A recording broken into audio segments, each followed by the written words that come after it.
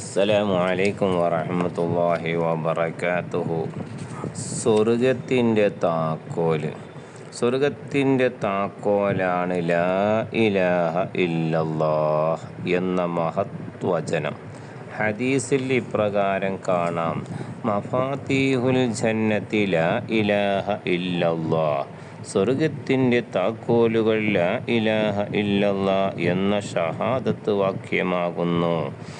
മിഫ്താഹ് എന്ന അറബി പദത്തിൻ്റെ ബഹുവചനമാണ് മഫാത്തീഹ്, താക്കോലുകൾ എന്നർത്ഥം. എല്ലാവിധ ഗുണങ്ങളുടെയും അടിസ്ഥാനപരമായ താക്കോലുകൾ അല്ലാഹുവിലുള്ള അചഞ്ചലമായ വിശ്വാസമാണ്. അതായിരിക്കാം ഈ ബഹുവചനം കൊണ്ടുദ്ദേശിക്കപ്പെടുന്നത്. അല്ലാഹു ഒഴികെ മറ്റൊരു ആരാധ്യനും തന്നെ ഇല്ലെന്ന വിശ്വാസ പ്രഖ്യാപനമാണ് ലാ ഇലാഹ ഇല്ലല്ലാഹ്.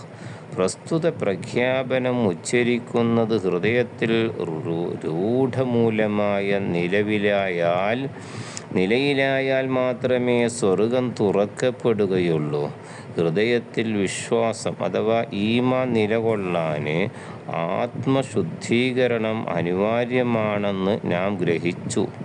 ഹൃദയത്തിൽ വിശ്വാസമില്ലാതെ നാവുകൊണ്ട് മാത്രം ഉച്ചരിച്ചാൽ പോരാ. ലാ ഇലാഹ ഇല്ലല്ലാഹ് എന്ന വചനത്തിൻ്റെ പൂർത്തീകരണം മുഹമ്മദുർ റസൂലുള്ളാഹ് എന്ന വാക്യത്തോടു കൂടെയാണ്. ലാ ഇലാഹ ഇല്ലല്ലാഹ് എന്ന് ചൊല്ലുമ്പോൾ അതിലുള്ള ലാ എന്ന അക്ഷരത്തെ അല്പം നീട്ടണം. ഇലാഹ എന്നതിലെ ഈ എന്ന അക്ഷരത്തെ ദൃഢമായി ഉച്ചരിക്കണം. അതിലുള്ള ഇലാഹ എന്നതിലെ അകാരത്തെ ലഘുവായിട്ടേ ഉച്ചരിക്കാവൂ. അല്ലാ എന്നതിൻ്റെ അന്ത്യാക്ഷരത്തിന് സുക്കൂൻ നൽകണം. ലാ ഇലാഹയുടെയും ഇല്ലല്ലാഹയുടെയും ഇടയ്ക്ക് വേർതിരിച്ചു ചൊല്ലണം.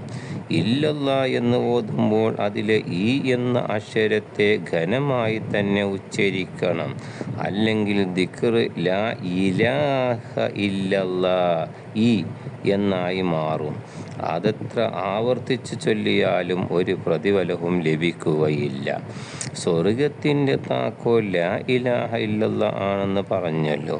ആ മഹത്തായ ദിക്ർ ഒരാൾ 70,000 പ്രാവശ്യം ചൊല്ലിയാൽ അയാൾ നരകമോചിതനായി സ്വർഗത്തിൽ പ്രവേശിക്കുമെന്ന് മഹത്തുക്കളായ ആരിഫീങ്ങൾ രേഖപ്പെടുത്തിയിരിക്കുന്നു.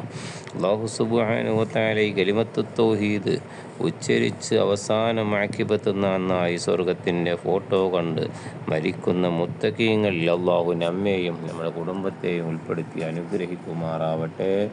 ആമീൻ. ദുആ വസിയത്തോടുകൂടെ അസ്സലാമു അലൈക്കും വറഹ്മത്തുള്ളാഹി വബറകാതുഹു.